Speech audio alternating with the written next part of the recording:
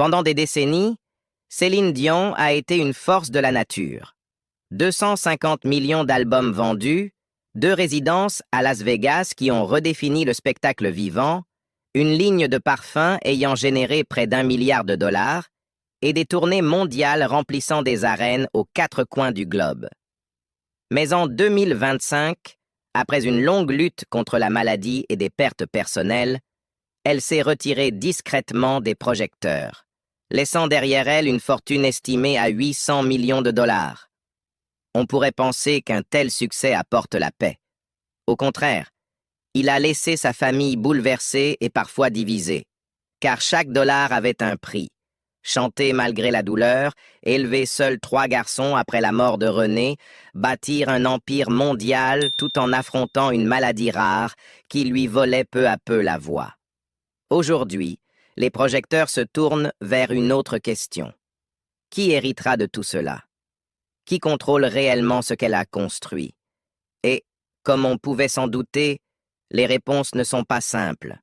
Quand un héritage est aussi immense, il ne s'agit jamais uniquement d'argent, la maladie qui a tout changé. Pendant des décennies, Céline Dion a été l'une des forces musicales les plus implacables.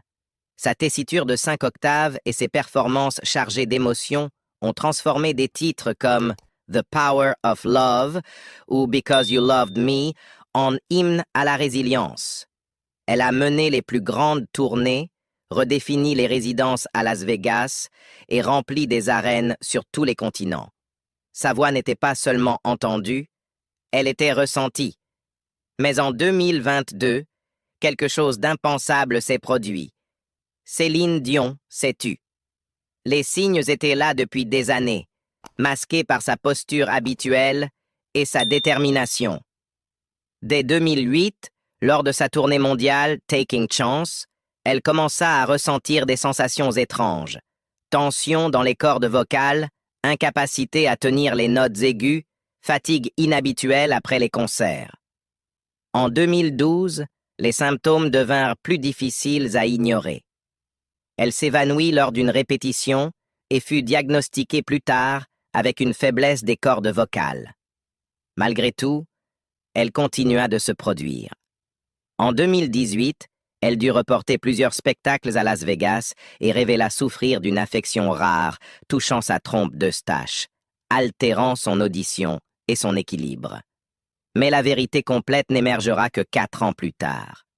En décembre 2022, Dion annonça publiquement qu'elle avait été diagnostiquée avec le syndrome de la personne raide, une maladie neurologique auto-immune rare affectant environ 1 personne sur 1 million. Le SPS provoque des raideurs musculaires incontrôlables, des spasmes douloureux et une mobilité réduite, et, dans le cas de Céline, d'importantes difficultés à chanter. « Je fais face à des problèmes de santé depuis longtemps », confessa-t-elle dans une vidéo émouvante sur Instagram. Récemment, on m'a diagnostiqué une maladie neurologique très rare qui touche environ 1 personne sur 1 million. Malheureusement, ces spasmes affectent chaque aspect de ma vie quotidienne. Le diagnostic choqua le monde entier.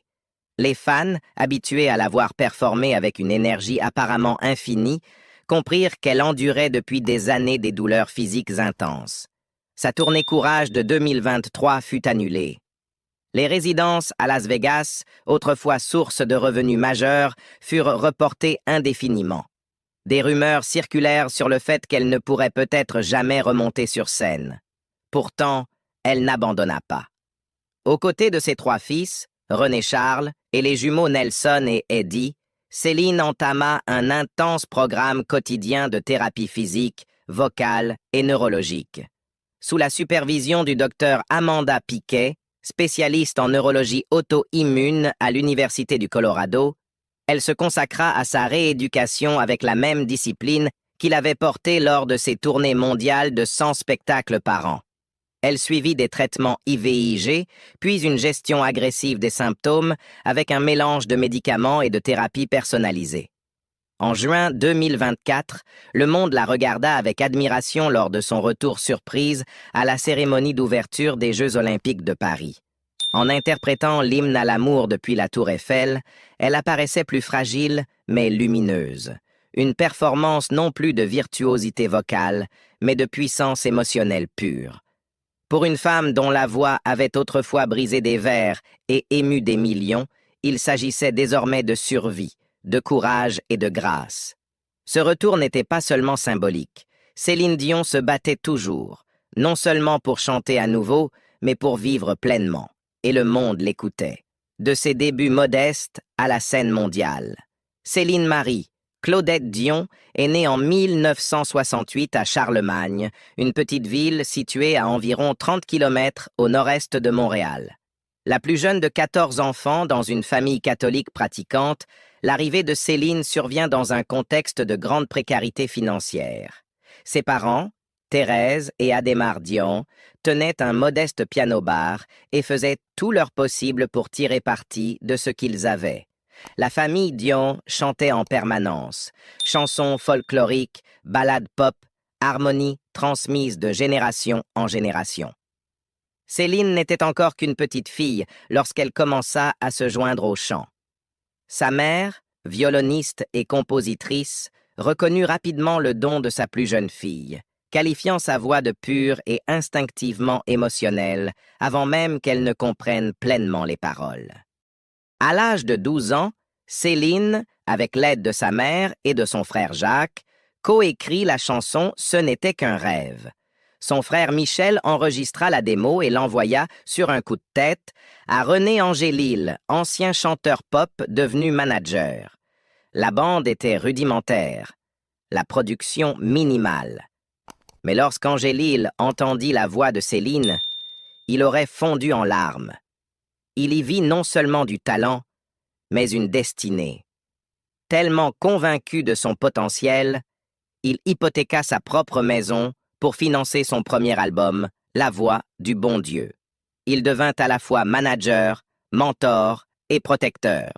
Sous sa direction, Céline sortit toute une série d'albums francophones dans les années 1980, lui valant des récompenses au Canada, en France et au-delà. À 18 ans, elle avait déjà enregistré 9 albums. Le tournant survint en 1988, lorsqu'elle fut choisie pour représenter la Suisse au concours Eurovision de la chanson. Sa prestation puissante de Ne partez pas sans moi lui valut la victoire et surtout une visibilité à travers toute l'Europe. Mais cela ne suffisait pas pour une célébrité mondiale. Angélil savait que la prochaine étape devait être le marché anglophone, un pari risqué pour une adolescente franco-canadienne maîtrisant peu l'anglais. Céline s'investit corps et âme dans l'apprentissage de la langue. Elle suivit des cours intensifs à New York, perfectionna sa diction et commença à enregistrer des démos en anglais. En 1990, elle sortit son premier album anglophone, Unisson, suivi de Céline Dion en 1992. Les deux eurent du succès, mais c'est Falling Into You en 1990-1996 qui la transforma en phénomène mondial, remportant 2 Grammy Awards, dont celui de l'album de l'année.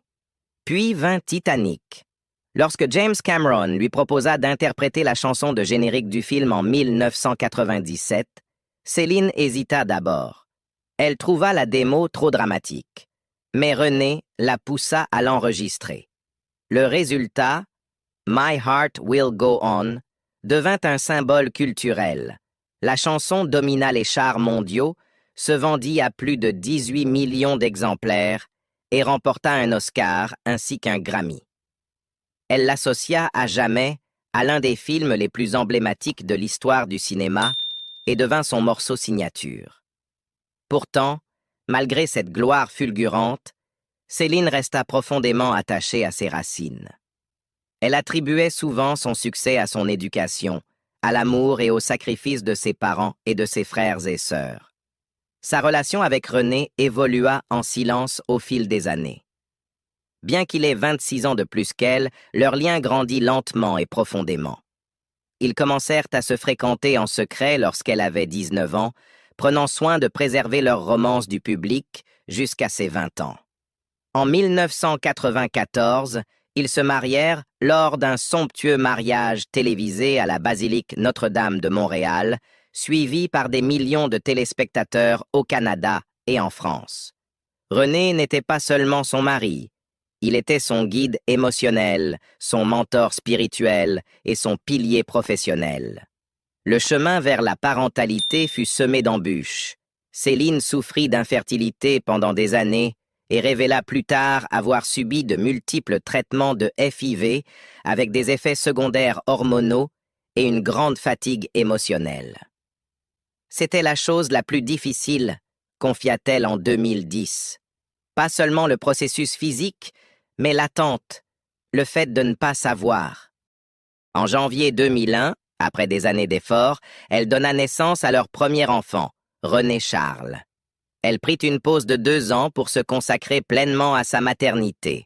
Puis, en 2010, après une fausse couche déchirante et 6 nouvelles tentatives de FIV, elle donna naissance à des jumeaux, Nelson et Eddie, des hommages à Nelson Mandela et au compositeur français Eddie Marnay, producteur de ses premiers albums.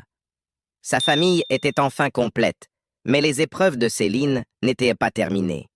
En 2013, le cancer de la gorge de René réapparut avec une intensité dévastatrice. Pendant les 3 années suivantes, Céline mit sa carrière entre parenthèses, suspendant tournées et projets, pour devenir sa soignante à temps plein. Elle était présente à chaque rendez-vous médical, surveillait chaque repas, chaque dose de médicaments. La diva glamour que le monde admirait sur scène disparaissait à la maison, remplacée par une épouse qui apprenait à manipuler du matériel médical, qui dormait sur des chaises d'hôpital et qui murmurait des encouragements même lorsque sa propre force faiblissait. Elle décrivit plus tard ces années comme à la fois dévastatrices et sacrées. « Il voulait mourir dans mes bras », confia-t-elle au magazine People, « et j'ai été honorée d'être là pour lui. » Le 14 janvier 2016, René s'éteignit à l'âge de 73 ans. 2 jours plus tard, son frère Daniel succombait à son propre combat contre le cancer. En l'espace de 48 heures, Céline perdit son mari, son manager, son partenaire et son frère, 2 piliers essentiels de sa vie disparus en un instant. Le chagrin était suffocant, presque insurmontable. Pourtant, quelques semaines plus tard, elle monta sur scène à Las Vegas. Vêtue de noir, la voix brisée, elle s'adressa au public avant qu'une seule note ne soit jouée. « René a toujours insisté pour que le spectacle continue, » dit-elle en larmes.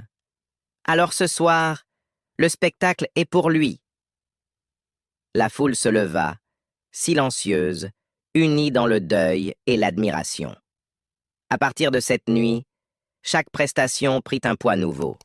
Les chansons d'amour, les ballades puissantes, les saluts en rappel, ce n'était plus simplement du divertissement. C'étaient des actes de survie, des hommages à l'homme qui avait façonné sa vie, et des promesses tenues envers les enfants qu'ils avaient élevés ensemble.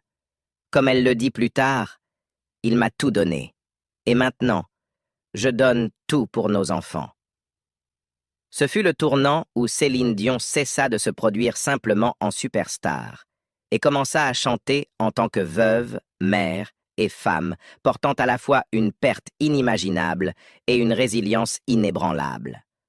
L'empire qu'elle a bâti.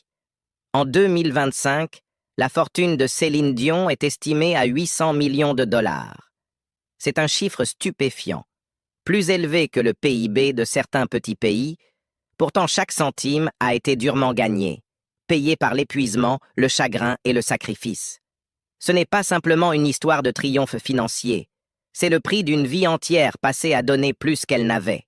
Sa fortune ne provient pas uniquement des ventes d'albums.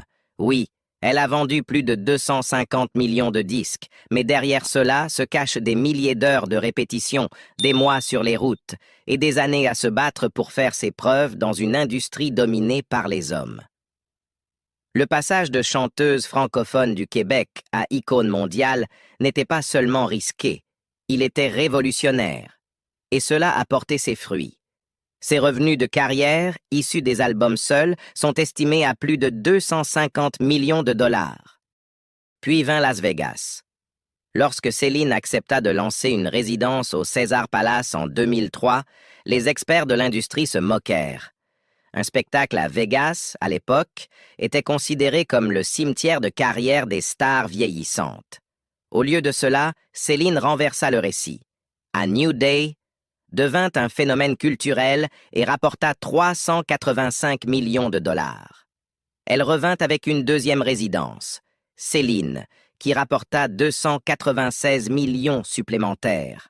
Au total, ces résidences à Vegas ont généré plus de 680 millions de dollars et ont redéfini de manière permanente ce que pouvait être une résidence live. Mais derrière ces chiffres se trouvaient des milliers de nuits passées loin de ses enfants, revenant dans une suite d'hôtels pendant que le reste du monde dormait. Ces tournées mondiales, encore plus éprouvantes, ont rapporté un revenu brut total de 1,1 milliard de dollars, la plaçant parmi les artistes live les plus rentables de l'histoire. Mais cela s'est fait au prix de souffrances physiques que peu ont vues. Son équipe a admis plus tard qu'elle avait mené des tournées entières avec des spasmes musculaires, de l'insomnie et une douleur croissante dans le diaphragme et la colonne vertébrale, des symptômes précoces de la maladie neurologique qui menacerait plus tard toute sa carrière. Pourtant, elle offrait à chaque public le spectacle complet. Céline n'a jamais été du genre à annuler à la légère. En dehors de la musique, elle a construit un empire discret dans le monde des affaires.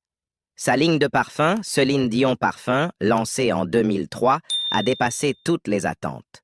Soutenue par Coty, elle a généré plus de 850 millions de dollars en vente au détail mondiale. Les experts estiment qu'elle a personnellement gagné entre 50 et 75 millions de dollars en redevances grâce à cette entreprise uniquement.